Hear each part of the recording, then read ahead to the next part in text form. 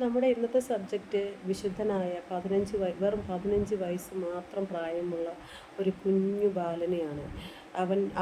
അവൻ എങ്ങനെ വിശുദ്ധനാക്കപ്പെട്ടു എന്നതിനെക്കുറിച്ചാണ് നമ്മുടെ ഇന്നത്തെ വിഷയം. മക്കളെ ദൈവവിശ്വാസത്തിലേക്ക് നയിക്കുന്നത് മാതാപിതാക്കളാണ്. നമ്മൾ കേട്ടിട്ടില്ലേ, കൊച്ചു ത്രേസ്യയെ ദൈവവിശ്വാസത്തിലേക്ക് നയിച്ചത് ആരാണ്? കൊച്ചു ത്രേസ്യയുടെ മാതാപിതാക്കളാണ്. അതുപോലെ തന്നെ സെൻറ്റ് അലക്സിന് വേണ്ടിയിട്ട് ജീവിതം മുഴുവൻ പ്രാർത്ഥിച്ച് കാത്തിരുന്ന അമ്മയെക്കുറിച്ച് കേട്ടിട്ടില്ലേ? പക്ഷേ മക്കളാൽ വിശ്വാസത്തിലേക്ക് നയിക്കപ്പെട്ട മാതാപിതാക്കളെക്കുറിച്ച് വളരെ കുറച്ചേ നമ്മൾ കേട്ടിട്ടുള്ളൂ. ഇത് നമ്മുടെ മുൻപിൽ എത്തുന്നത് അത്തരത്തിലുള്ള ഒരു സംഭവമാണ്. അത് മറ്റാരുമല്ല, നമ്മുടെ കാർലോ ആണ്. നമ്മളിന്ന് പറയാൻ വന്നിരിക്കുന്നത് നമ്മുടെ കാർലോയെക്കുറിച്ചാണ്. അവന് വെറും 15 വയസ്സ് മാത്രമേ പ്രായമുള്ളൂ. ഈ 15 വയസ്സിൽ തന്നെ അവൻ വാഴ്ത്തപ്പെട്ടവനായിട്ട് മാറുകയുണ്ടായി. ആ കഥയാണ്, അല്ലെങ്കിൽ ആ നടന്നൊരു സംഭവത്തെക്കുറിച്ചാണ് ഇന്ന് നമ്മൾ പറയാൻ വന്നിരിക്കുന്നത്. നമ്മുടെ 2020 ഒക്ടോബർ 10 ഫ്രാൻസിസ് മാർപ്പാപ്പ വാഴ്ത്തപ്പെട്ടവരുടെ ഗണത്തിൽപ്പെട്ട കാർലോസിനെ കുറിച്ചാണ് നമ്മളിന്ന് സംസാരിക്കാൻ വന്നേക്കുന്നത്. കുഞ്ഞു കാർലോയുമായി സ്കൂളിലേക്ക് മാതാപിതാക്കൾ കൈപിടിച്ച് പോകുമ്പോൾ മാതാപിതാക്കളുടെ കയ്യിൽ നിന്ന് തട്ടിയിട്ട് അവിടെ ദിവ്യ സക്രാരിയിൽ ഈശോ ഒറ്റയ്ക്ക്, നമ്മുടെ ചർച്ച് കാണുമ്പോൾ നമ്മുടെ കാർലോ പറയുന്നതാണ്, ദിവ്യ സക്രാരിയിൽ ഈശോ ഒറ്റയ്ക്കാണ് അവിടെ. അതുകൊണ്ട് ഞാൻ ദേവാലയത്തിലേക്ക് ഓടിക്കയറി ഒന്ന് ഈശോ ആരാധിച്ചിട്ട് വരാമെന്നും പറഞ്ഞ് മാതാപിതാക്കൾ പോയില്ലെങ്കിൽ അവൻ ഓടിപ്പോയി ആ ദേവാലയത്തിലേക്ക് പോയി ദൈവത്തിൻ്റെ ഫ്രണ്ടിലിരുന്ന് ദൈവത്തെ ആരാധിച്ച് സ്തുതിച്ചുകൊണ്ട് നിൽക്കുന്ന ആ ഒരു നിപ്പ് ആ അമ്മയ്ക്ക് പറയാൻ പറ്റുന്നൊരു അത്ഭുതം. അത് നോക്കി നിൽക്കുന്നത് തന്നെ ഒരു അത്ഭുതം പോലെയാണ് ആ അമ്മയ്ക്ക് പറയാനുള്ള ഒരൊറ്റ കാര്യം. ആ വിശ്വാസ ജീവിതത്തിലേക്ക് നയിച്ചത് അത് ആ അമ്മ തന്നെ പറയുന്നുണ്ട്. കാർലോയുടെ അമ്മ തന്നെ പറയുന്നുണ്ട്, എന്നെ വിശ്വാസ ജീവിതത്തിലേക്ക് നയിച്ചത് എൻ്റെ മകൻ കാർലോയാണ്. നമ്മൾ നമ്മുടെ മക്കളെക്കുറിച്ച് പറയും, നമ്മളാണ് നമ്മുടെ മക്കളെ വിശ്വാസ ജീവിതത്തിലേക്ക് നയിച്ചത്. പക്ഷേ ഇവിടെ ഒരമ്മ പറയുകയാണ്, തന്നെ വിശ്വാസ ജീവിതത്തിലേക്ക് നയിച്ചത് തൻ്റെ മകനാണെന്ന്, വാഴ്ത്തപ്പെട്ട ജീവിതത്തിലേക്ക് നയിച്ചത്. അതുപോലെ തന്നെ തങ്ങളുടെ പ്രിയപ്പെട്ട മകനെ വാഴ്ത്തപ്പെട്ടവരുടെ ഗണത്തിലേക്ക് ഉയർത്തുന്ന ചടങ്ങിൽ കാർലോയുടെ ഇരട്ട സഹോദരങ്ങളായ ഫ്രാൻസിസ്കോയും മിഷേലും അതുപോലെ തന്നെ കാർലോയുടെ മാതാപിതാക്കളായ ആൻഡ്രിയ അക്വത്തീസിനെയും ആൻ്റോണിയ സെൽവനോയും പങ്കെടുത്തിരുന്നു എന്നത് അവർക്കൊരു ചരിത്ര നേട്ടമായിരുന്നു. കാരണം അവർക്ക് അതിൽ പങ്കെടുക്കാൻ സാധിച്ചത് തന്നെ ഒരു ചരിത്രമാണ്. ആ ചരിത്രം നടക്കുന്നതോടൊപ്പം തന്നെ നമുക്ക് ഇന്നത്തെ ഈ സോഷ്യൽ മീഡിയയിലൂടെയൊക്കെ വിശുദ്ധ കുർബാനയെ എങ്ങനെ വിശുദ്ധിയായി പ്രഘോഷിക്കാം എന്ന് തെളിയിച്ച വിശുദ്ധനാണ് വാഴ്ത്തപ്പെട്ട കാർലോ. കാരണം ഒരിക്കൽ ഫ്രാൻസിസ് മാർപ്പാപ്പ ഇങ്ങനെ പറയുകയുണ്ടായി, നമുക്ക് വിശുദ്ധരെ ആവശ്യമുണ്ട്. സിനിമ കാണാനും ഇൻ്റർനെറ്റ് തിരഞ്ഞ് നൂതന സാങ്കേതിക വിദ്യകളൊക്കെ തേടിപ്പോകുന്ന ഉപയോഗിക്കുന്ന അടിപൊളിയായിട്ടുള്ള വിശുദ്ധരെയാണ് നമുക്ക് ഇന്നത്തെ കാലഘട്ടത്തിൽ വേണ്ടതെന്ന് പറയുകയുണ്ടായി. അങ്ങനെ നോക്കുമ്പോഴേക്കും നമുക്ക് വിശുദ്ധ മാർപ്പാപ്പ പറഞ്ഞത് വെച്ച് നോക്കുമ്പോൾ ആ വിധത്തിലുള്ള ഒരു വിശുദ്ധനാണ് വാഴ്ത്തപ്പെട്ട കാർലോ. ആൻഡ്രിയ അക്വസിനെയും ആൻ്റോണിയ സെൽസനയുടെയും ഏക മകനായ 1991 മെയ് 3 കാർലോയുടെ ജനനം. ലണ്ടനിലായിരുന്നു ജനനം. പിന്നീട് അവർ അസീസി എന്ന വിശുദ്ധ നഗരത്തിലേക്ക് കുടിയേറുകയുണ്ടായി. അസീസി എന്ന നഗരത്തെക്കുറിച്ച് ഞാൻ പറയണ്ടല്ലോ. അസീസി നമ്മുടെ വിശുദ്ധ ഫ്രാൻസിസ് അസീസിയുടെ സ്ഥലമായതുകൊണ്ട് തന്നെ ഈ വിശുദ്ധിയുടെ പരിമളം പരക്കുന്ന ആ നാട് നമ്മുടെ കാർലോയുടെ ജീവിതത്തെ ഏറെ മാറ്റിമറിച്ചിരുന്നു. അതിസമ്പന്നമായ ഒരു പശ്ചാത്തലമായിരുന്നു കാർലോയുടേത്. പക്ഷേ അവൻ ഈ സമ്പന്നമായ രീതിയിൽ ആർത്തുല്ലസിച്ച് ജീവിക്കാതെ വളരെയധികം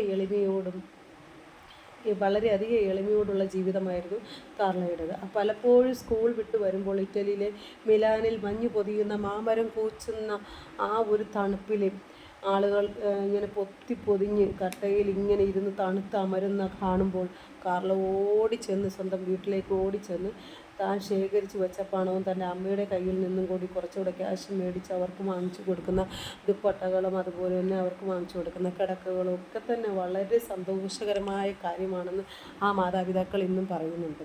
അതുപോലെ തന്നെ ഒരിക്കൽ ഒരു പുരോഹിതൻ കാർലോയോട് ഇങ്ങനെ ചോദിച്ചു, നീ വിശുദ്ധ നാട് കാണാൻ പോകുന്നില്ലേ എന്ന്.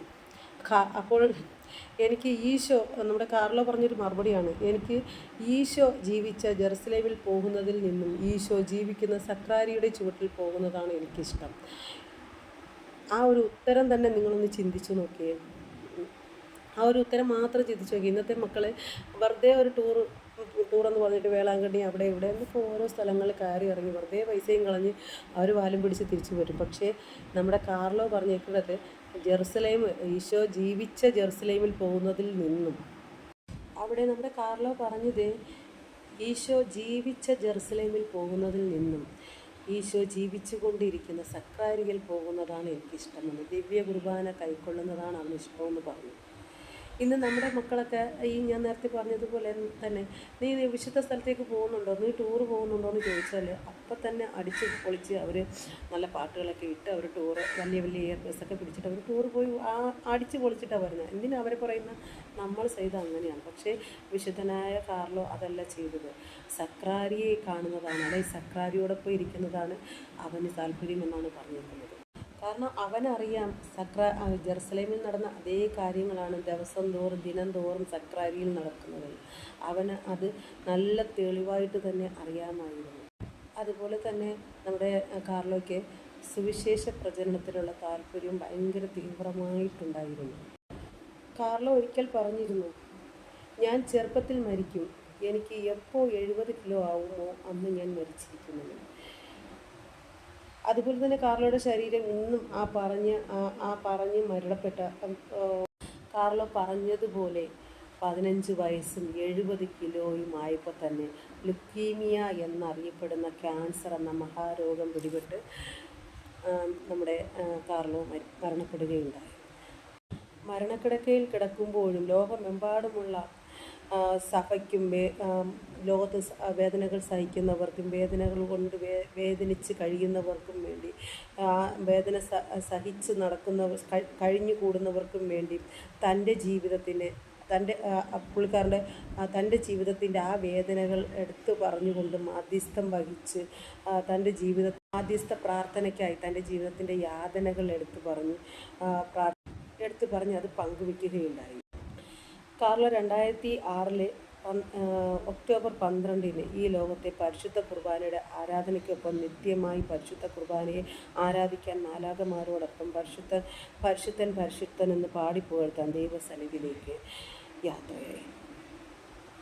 ഇന്നും ആ ശരീരം അഴുകാതെ ജീർണിക്കാതെ വിശുദ്ധമായി തന്നെ ഇന്നും ഇരിപ്പുണ്ട്. പിന്നീട് 2018 ജൂലൈ 5 കാർലോയുടെ ധീരമായ ജീവിതം മനസ്സിലാക്കിയ ഫ്രാൻസിസ് മാർപ്പാപ്പ ധനികരുടെ പദവിയിലേക്ക് ഉയർത്തപ്പെട്ടു. അതേ തുടർന്ന് തന്നെ 2019 നവംബർ 14 കാർലോയുടെ മാധ്യസ്ഥം വഴി ബ്രസീലിൽ ഒരു ബാലന് രോഗസൗഖ്യം കിട്ടി. അതും അത്ഭുത രോഗസൗഖ്യമാണ് കിട്ടിയത്. ആ രോഗസൗഖ്യത്തെ ലഭിച്ചതിനെ തുടർന്ന് വാഴ്ത്തപ്പെട്ടവരുടെ ഗണത്തിലേക്ക് ഫ്രാൻസിസ് മാർപ്പാപ്പ ഈ ബാലനെ ഉയർത്തുകയുണ്ടായി. നമുക്കറിയാവുന്ന പോലെ തന്നെ ഈ കഴിഞ്ഞ ഏപ്രിൽ 27 കാർലോയെ വിശുദ്ധരുടെ പദവിയിലേക്ക് ഉയർത്തുകയും ചെയ്തിട്ടുണ്ട്.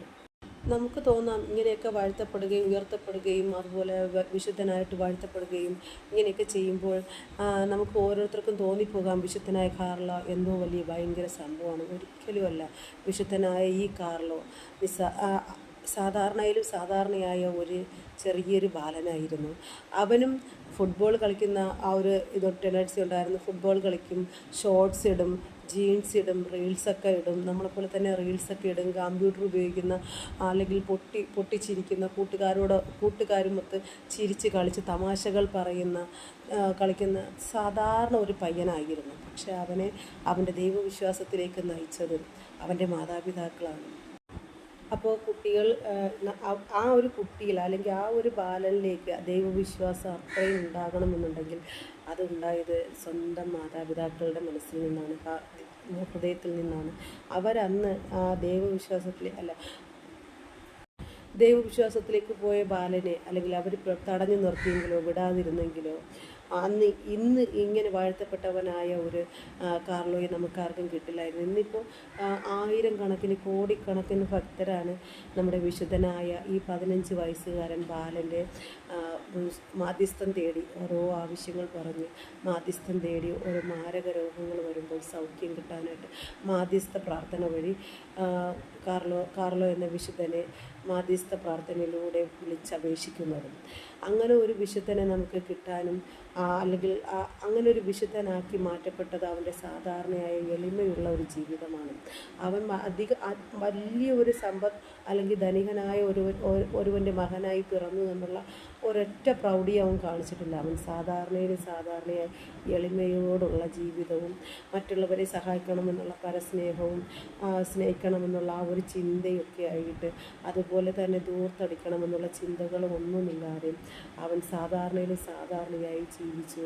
ഇന്ന് വിശുദ്ധനായി അവൻ മരിച്ചിട്ടും അവൻ ഈശോയുടെ അടുത്തേക്ക് പോയിട്ട് അവൻ്റെ ശരീരം അഴുകാതെ ജീർണിച്ച് നാറി പോകാതെ അഴുകാതെ വിശുദ്ധമായി ഇന്നും കാക്കുന്നുണ്ട്. വിശുദ്ധനായ കാർലോയെ മാധ്യസ്ഥം വഹിച്ച് നമുക്കും പ്രാർത്ഥിക്കാം. നമ്മുടെ ഓരോരുത്തരുടെ ആവശ്യങ്ങളും മാരകമായ രോഗങ്ങൾക്കും വേണ്ടിയിട്ട് നമുക്കും സൗഖ്യം കിട്ടാനായിട്ട് നമുക്കും പ്രാർത്ഥിക്കാം. ആമേൻ.